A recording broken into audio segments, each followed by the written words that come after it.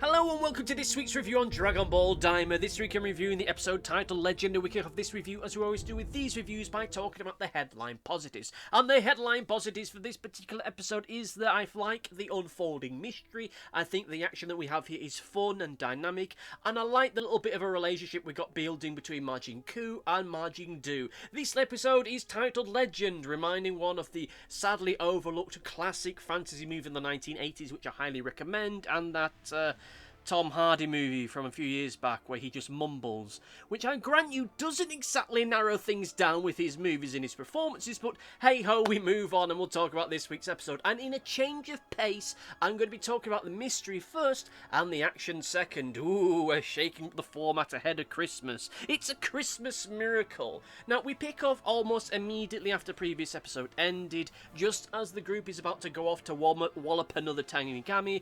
Neva makes his presence known. And I will be honest with you, dear listener, it's kind of hard to get a grasp on him. It's really hard to read him because whilst he's very clear and it just outright underlines this week that he isn't the old duffer that he pretends to be, the question, however, remains as to what he's really up to.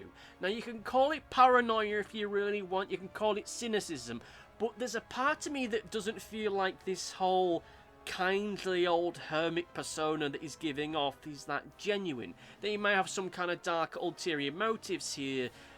But with that said, I'm conflicted on that, because he does have the line in this episode where he's asked about why he still hangs around the ruins of what used to be the Namekian homeworld, and he goes to say, I'm here to protect it until they come back, which is an honestly sweet and disarming line from him, and it's something that I was really not expecting him to say, and given how he's animated and presented, that just feel like it could well be the case. But I mean, let's be honest, if he's willing to pretend to be a bit dippy, what else could he pretending to be? However, with that said, what we end up seeing within that whole scene, the whole little flashback sequence, all the cool footage that we see of the demon world Dragon Balls in like their natural habitat, and how that's put together with the backstory as to why he created them, it does make it feel as though he's being genuine and that maybe he's a good guy in some form, because the reason why he created them does feel consistent with stuff that we've learnt thus far. It feels consistent as to the history of the Namekians as we know them in the Dragon Ball Daima lore exploration, how they and the Glind were treated as slave races, and how the Namekians then fled the demon realm into their own realm, or rather our universe of the Dragon Ball universe. You get the idea, and then the Glind eventually ended up following them to take their position amongst the gods. So yeah, it does feel very consistent with what we know in that regard, and it's also consistent with the reason as to why Kami created the Dragon Balls within the main series, or at least what he said in one episode. It might well be filler, but still it is consistent with what he said there. Kami's whole idea as to why he created the Dragon Balls, as from what I remember, is he wanted to create something that would give humans hope, something to aspire to, something to challenge themselves and try and help them grow to become better and stronger people, and that's something similar to what he said with Neva in this sequence. He wanted to create something that would reward the Namekians, give them something that they themselves could aspire to, something that would give them power and what they needed to be the great people that they could end up being, which sadly didn't come to pass given, you know, the previous demon kings that they've had along the lines. And plus, we do have the lines as to line that he ends up saying about how Namekians shouldn't use their power for evil, which then results in everyone giving Piccolo the stink eye, because, yeah, we all know his history. There is, amongst all of this, the line about Piccolo's father. Now, I've forgot the name, so forgive me when we actually come to discuss it directly. Now, I have a feeling that him talking about his father might cause some confusion, as for many people, as far as they are aware, King Piccolo is Piccolo's father. Though technically, from what he said, and also I'm fairly certain what he said in the original source material, this at least being the Japanese dub, it's implied that the Piccolo that we know is more of a reincarnation of King Piccolo, less so than necessarily a son. And I will just say is I'm not 100% sure if Katak, and I know that's not the real name, it's just what I remember it as, I'm not sure if Katak is Kami/King Piccolo's father, or if that is the name of the nameless Namekian before they split. If it is their father one way or the other, I think that it feels strange that he knows about this realm. Was he one of the Namekians that left thousands of years ago? I mean, If he is literally the nameless Namekian's father, okay, that makes some sense given just how long age the Namekians can end up being. If not, well, then that starts to feel a little bit weird. I mean, it kind of throws into question exactly how long has it been since the Namekians left. It must be a matter of thousands of years, though it feels it should be more like tens of thousands of years rather than singular thousands of years, if you understand my meaning. This feels like it should be something that is 10s, 20, 30,000 years into the past, rather than something that's maybe a couple thousand years, but timeline in Dragon Ball itself feels really weird, so we're not going to get too far into that. Though still, I do like all of this stuff that we get the Namekians, because it does feel like it does tie into classic Dragon Ball related matters. The Dragon Balls feel like they matter, they feel like they are the central thrust to everything that is happening amongst all of this right now. Beyond just the fact of we gotta collect those Dragon Balls, the mysticism and the mystery surrounding their creation as to why they exist is something I do like, and again, I like it the fact that Neva's motivation for creating these is coincidentally something similar to what Kami's was when he created the Dragon Balls on Earth. However, with all of this said, there's still a part of me that can't help but feel that even if Neva isn't evil, he may still have some darker motives. He may still wish to become the Demon King, or maybe that way he feels that he could better protect his people, or better protect the demons of the Demon Realm better. Or maybe he wishes to use the Dragon Balls to summon the Namekians back to Daima. Because the line about how he's protecting it until they come back it sticks out to me beyond just the fact it's an emotive line from him. It feels as though that might be something he's setting up to do, but at the same time he created the Tamigami, so... And they seem to respect him, at least in a way, given that little shot that we see between him and the Tamigami that Vegeta ends up fighting, so... Yeah, it feels like he could have just asked for them anyway. I don't know. It feels as though there's a lot going on here that we're not quite 100% clear on, and regrettably, I think that given the death of Kira Toriyama, we might not go into these deeper conspiratorial things, but we'll soon see about where all this goes. Now, there's been some speculation that there may be a Season 2 of Daima at some point in the future, and that might fall around Easter time. I don't buy that, quite honestly. This feels like it is going to be just a 20-episode thing and just done. With that said, however, we'll move on, and I have to say is that, look, I know that talking about the pacing with Dragon Ball Daima is... Well, it's not a taboo subject matter, but it is a very sore point for a lot of people. But I will just say, at least as far as this episode itself is concerned, I thought that the pacing was impeccable. I think that it was done perfect. I think that given everything that were being shown in this particular episode, we got everything exactly in the moment that we needed it to. Nothing overstayed its welcome. Nothing felt as though it was overriding or stealing oxygen from anything else, despite how much was in this episode, despite how much we had to get through, how much exposition, how much backstory we had to explore. We were presented with something that filled its length, and at the end of it made you wish for more. I really do love this episode. You know, not to jump too far into the overview, I really do love this episode. The action that we get in this episode is as fantastic as ever, both with the fight with Vegeta and the Tamagami, and Majin Duu and his Tamagami. I really do love the juxtaposition that we get between these two sets of fights. With Vegeta, we see the precision and expertise in his fighting style, whereas with Majin Duu, we see brute force and a total lack of skill. They are both strong and powerful creatures within their own right, but they both fight down very different methods. They both use different techniques. I mean, with Majin Duu, it looks like he's learning to fight as he's there. He creates his first ever ki blast and he shoots himself in the face with it. Like, I really do like that fight. I like how he's just trying to find his way around this fighting thing. Deep down in his psyche, he understands how it works, he understands how to fight, but he doesn't know how to fight in the way that Dragon Ball does, which is a neat little thing. Look, I know that the way that things went with Vegeta, there's going to be a lot of people that are kind of pissed off with that. But I will be honest, I don't think he's going to be down for the count for too long. I think what we're end up seeing here, he's out in the water, everyone fears the worst, and so Goku jumps in to fight the Tamagami because, you know, we can't waste time, we got to get it. Then Vegeta will come out to try and get the win.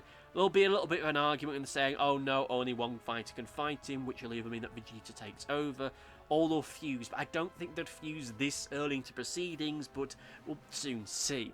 Now with that said, however, let's talk about Majin Duu. Because this week we get yet another new Majin.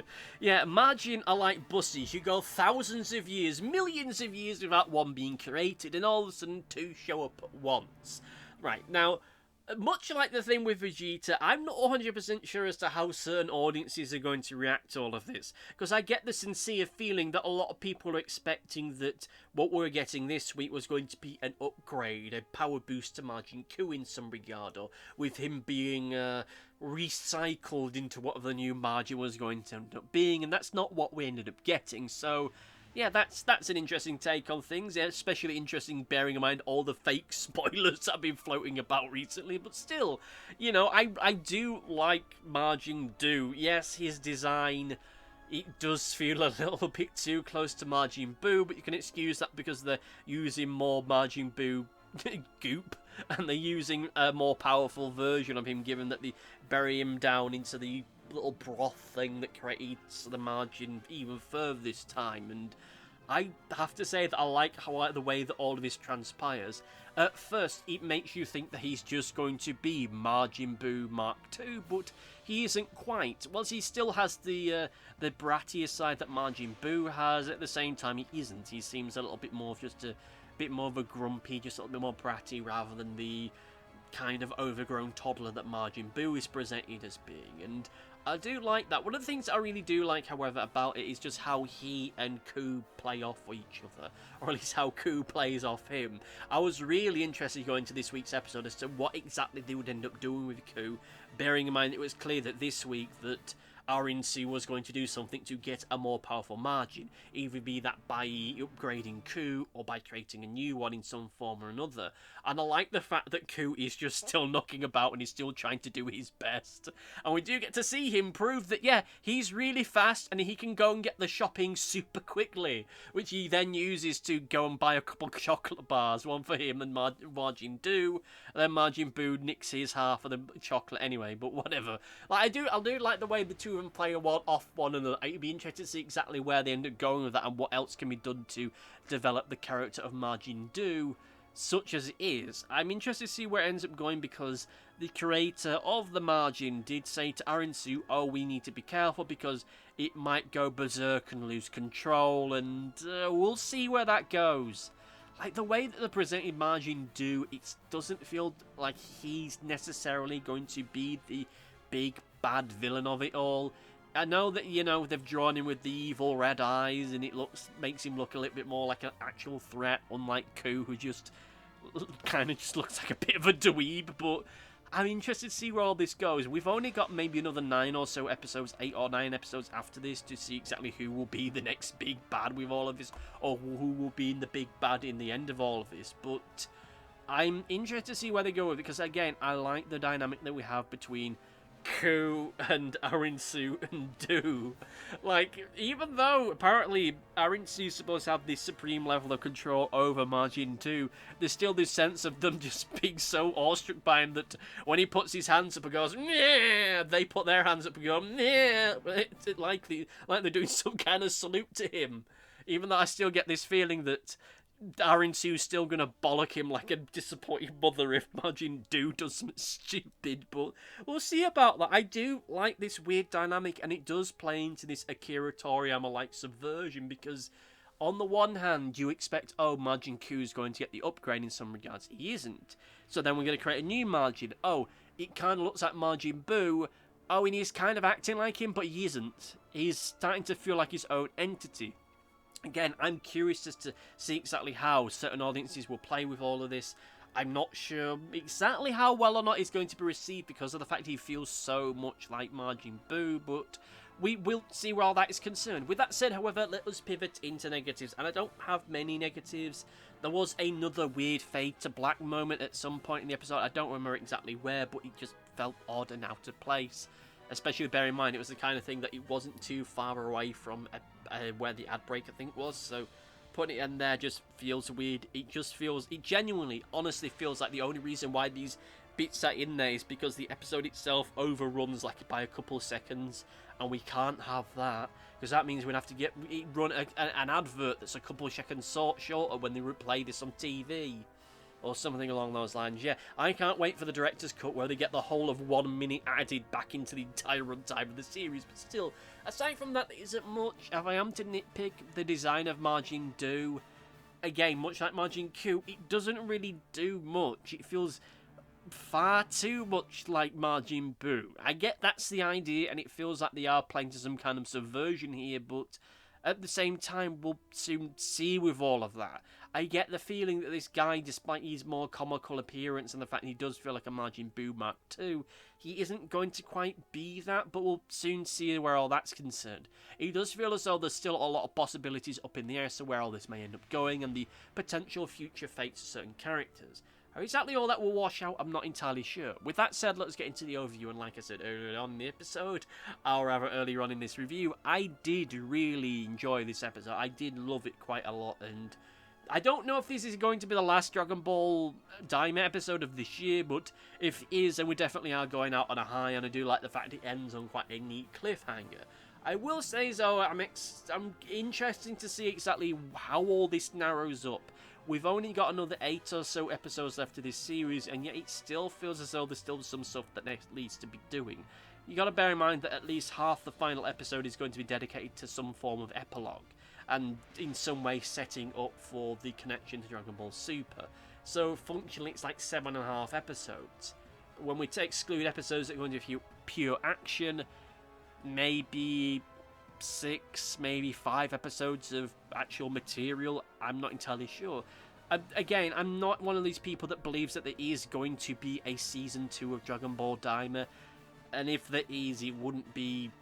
I suppose it would just be another 20 episode thing, maybe. I don't really know. I think that's wishful thinking. I think that's a case of people that are really enjoying this, hoping that there was a little bit more, and that there is a little bit more on the sideline that they can play into, but we'll see where all that goes. With all that said, however, it's time for Comment Corner! It's time for Comment Corner. Time to review comments from the previous episode, the episode titled Ocean. And once more, we get a comment from Big X1 who says, I'm not sure what to feel about what happened with Majin Duu, but the lore dump at the episode caught me off guard, and I don't know what to feel about it. Thank you for your comment, and maybe this week we'll go a little bit worth some way to alter your feelings on Majin Duu. I don't know. I think that he's just such a lame little wimp. I just find kind of funny. Like, this character that's supposed to be super powerful and such, he's just kind of a bit wimpy. I like that. And maybe Majin Duu is more like what people are hoping for. We'll soon see with all that, but I do agree that with the lore dump that we got towards the end of last week's episode, it felt really out of place. Just this sudden explosion of, oh, by the way, everyone, have I ever told you about how the universe came to exist? Well, let me tell you. It just felt really out of place, and whilst I do like the fact that this week we do get a little bit more on the Namekian history and the history of the Namekians, again, it just feels a little bit like it should have been last week, and that if we were to get it this week, maybe more time should have been dedicated to it, but I don't think having 2 episodes on the bounce dedicated to lore would have been that good or that interesting. And this week we do get 2 really good action sequences happening tandem with one another, with neither of them feeling like they're taking energy oxygen from the other one, which I'm really appreciative of and I really do like. But with that said, let me know what you thought about this particular episode of Dragon Ball Daima in the comment section down below. As I said previously, I'm not 100% sure if there is going to be an episode next week or not, at least as far as the main series itself is concerned. I might well do a video discussing my thoughts and feelings of a midweek or rather a mid-season review kind of deal if there isn't an episode next week, but at this point I really can't say because I always find about these things way too late. But still, thank you all for listening, thank you all for watching, and see you next time. Goodbye! Thanks for watching. Be sure to like, favourite, subscribe, click the bell and do all the YouTubey stuff that YouTube wants you to do. Go on, it'll do me a power of good. Until next time, my friends, goodbye!